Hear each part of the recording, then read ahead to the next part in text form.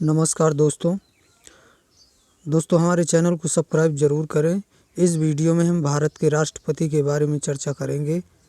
जिस तरह ब्रिटेन में शासन की प्रमुख वहाँ की सामग्री होती है, उसी प्रकार से भारत में राज्य का प्रमुख राष्ट्रपति होता है। भारतीय संविधान के अनुच्छेद 52 के अनुसार राष्ट्रपति भारत का राष्ट्राध्यक्ष है। भारत की समस्त कार्यपालिका शक्तियाँ राष्ट्रपति में निहित हैं। सभी निर्णय राष्ट्रपति के नाम पर लिए जाते हैं। राष्ट्रपति को भारत का प्रथम नागरिक भी कहा जाता है। अब राष्ट्रपति की योग्यताएं के बारे में चर्चा करेंगे। नंबर 1, भारत का नागरिक हो। नंबर 2, 35 वर्ष की आयु पूरी कर चुका हो। नंबर 3, लोकसभा का सदस्य निर्वाचित किए जाने योग्य हो। नंबर 4, चुनाव के समय लाभ का पद धारण नहीं करता हो। चुनाव प्रक्रिया। राष्ट्रपति के निर्वाचन के लिए निर्वाचन मंडल की संरचना की जाती है, जिसमें लोकसभा, राज्यसभा और राज्यों की विधानसभाओं के निर्वाचित सभी सदस्य होते हैं। राष्ट्रपति का चुनाव अप्रत्यक्ष रूप से अर्थात एकल संक्रमणीय मत पद्धति द्वारा समानुपातिक प्रणाली द्वारा होता है। प्रत्येक राज्य के चुने हुए विधायक और लोकसभा एवं राज्यसभा के सांसद के मतदान से राष्ट्रपति का चुनाव होता है। भारत के राष्ट्रपति के निर्वाचन के लिए प्रत्येक राज्य की विधानसभा के प्रत्येक निर्वाचित सदस्य का मत मूल्य निर्धारित किया गया है। सांसदों का अलग मत मूल्य निर्धारित किया गया है। विधानसभा के निर्वाचित सदस्य का मत मूल्य राज्य की कुल जनसंख्या का डिवाइड 1000 विधायकों की कुल संख्या है। सांसदों का मत मूल्य विधानसभाओं के कुल निर्वाचित सदस्यों के कुल मतों का योग 1000 सांसद के कुल निर्वाचित सदस्यों की संख्या। राष्ट्रपति चुनाव की वर्तमान व्यवस्था 1974 से चल रही है और ये 2026 तक लागू रहेगी। इसमें 1971 की जनसंख्या को आधार माना गया है। 2 केंद्र शासित प्रदेशों दिल्ली और पांडुचेरी के विधायक भी चुनाव में हिस्सा लेते हैं, जिनकी अपनी विधानसभाएं हैं। अनुच्छेद 7 के अनुसार राष्ट्रपति के चुनाव से संबंधित विवाद का विनिश्चय उच्चतम न्यायालय द्वारा किया जाएगा। अनुच्छेद 57 के अनुसार कोई व्यक्ति कितनी बार राष्ट्रपति पद के लिए चुना जाएगा, इसकी कोई ऊपरी सीमा निश्चित नहीं की गई है। राष्ट्रपति का कार्यकाल 5 वर्ष का होता है। कार्यकाल में उनके वेतन और भत्ते नहीं घटाए जा सकते। राष्ट्रपति अपना त्यागपत्र उपराष्ट्रपति को सौंपते हैं। राष्ट्रपति को उसके पद से अनुच्छेद 61 के तहत महाभियोग की प्रक्रिया के द्वारा हटाया जा सकता है। राष्ट्रपति के विरुद्ध महाभियोग की प्रक्रिया तब संचालित की जा सकती है जब उसने संविधान के प्रावधानों का उल्लंघन किया हो। महाभियोग की प्रक्रिया संसद के किसी भी सदन में प्रारंभ की जा सकती है। यदि कोई भी सदन 2/3 बहुमत से प्रस्ताव को पास कर दे तो दूसरा सदन उसकी जांच करेगा। यदि दूसरा सदन भी जांच के बाद इसको 2/3 बहुमत से प्रस्ताव को पास कर दे तो राष्ट्रपति को महाभियोग से हटाया जा सकता है। राष्ट्रपति के अधिकार एवं कर्तव्य। नियुक्ति संबंधी अधिकार। राष्ट्रपति निम्न को नियुक्त करता है: भारत के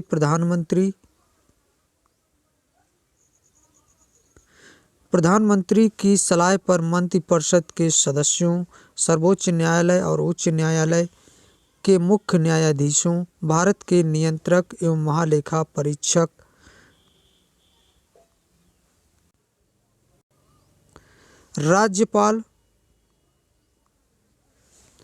राज्यपाल, मुख्य चुनाव आयुक्त तथा अन्य चुनाव आयुक्तों, भारत के महान्यायवादी, अंतर्राज्यीय परिषद के सदस्य, संघीय लोक सेवा आयोग के अध्यक्ष, अन्य सदस्यों, संघीय क्षेत्रों के मुख्य आयुक्तों, वित्त आयोग के सदस्यों, भाषा आयोग के सदस्यों, पिछड़ा वर्ग आयोग के सदस्यों, अल्पसंख्यक आयोग के सदस्यों, भारत के राजदूतों, अनुसूचित क्षेत्रों के प्रशासन के संबंध में रिपोर्ट देने वाले आयोग के सदस्यों को भी।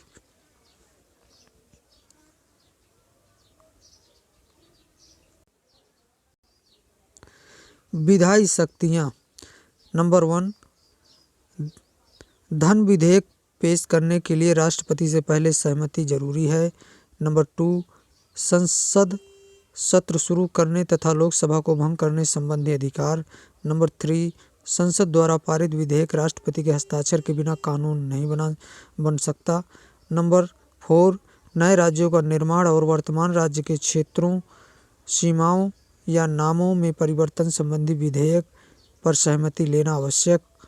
नंबर 5, संसद सदस्यों के मनोनयन का अधिकार। राष्ट्रपति आंग्ल समुदाय के व्यक्तियों का समुचित प्रतिनिधित्व कराने के लिए उस समुदाय के 2 व्यक्तियों को लोकसभा सदस्य के रूप में नामांकित कर सकता है।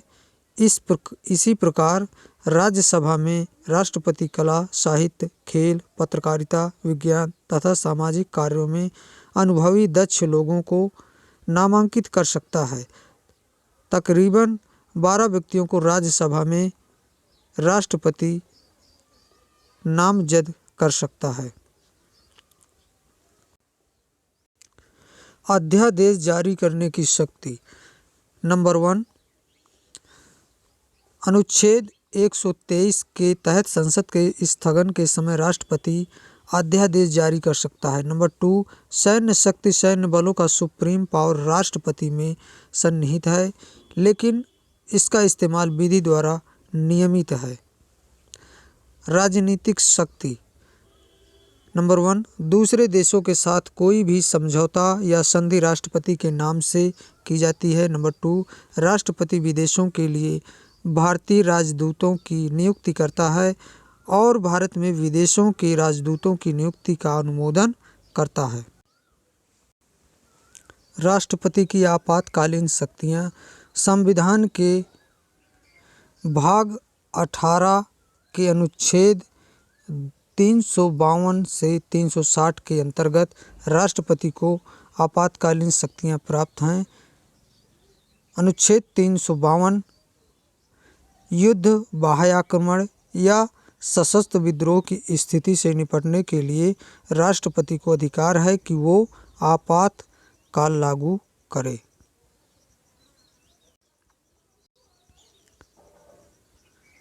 अनुच्छेद 360,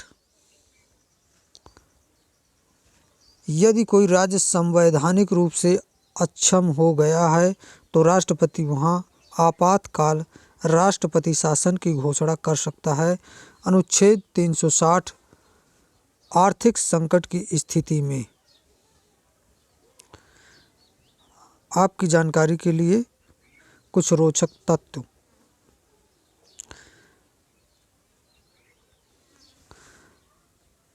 नंबर 1, डॉक्टर राजेंद्र प्रसाद लगातार 2 बार भारत के राष्ट्रपति रहे हैं। नंबर 2, डॉक्टर एस राधाकृष्णन 2 बार उपराष्ट्रपति तथा 1 बार राष्ट्रपति रहे हैं। नंबर 3, बीबी गिरी राष्ट्रपति के निर्वाचन के समय दूसरे चक्र की मतगणना करनी पड़ी थी। नंबर 4, नीलम संजीव रेड्डी 1 बार राष्ट्रपति चुनाव में हार गए और फिर बाद में निर्विरोध चुने गए। नंबर 5, प्रतिभा देवी सिंह पाटिल भारत की प्रथम महिला राष्ट्रपति थीं।